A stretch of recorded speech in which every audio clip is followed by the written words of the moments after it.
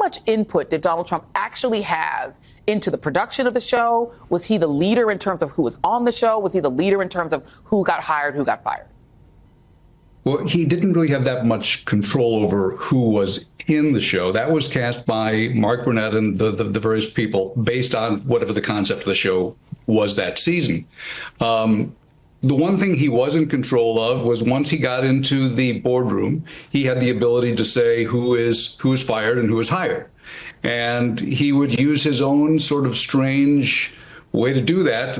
How good they did in the task really was not one of them, but it was based on, as you saw in the clip, based on loyalty, based on his own thing. And in many ways, the people who you would think would have won the task often didn't, because they did something that made him a little upset, and so he went a different way, and then the show had to be sort of re-edited to make it look like that person was not quite as good. And are you surprised, just having worked with him and been the marketing executive that had to promote The Apprentice, that his picks have been so weird?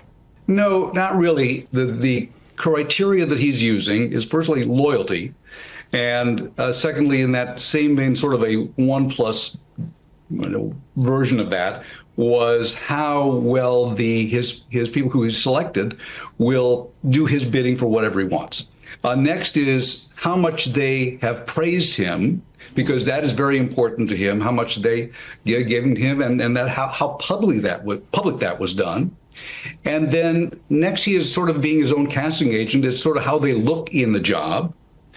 Number 5, well down that list, if there could be 6, 7 through 9 that I can't think of right now, but the last one would be actual ability to do the job based on credentials or experience. Yeah. Though that does not seem to be important.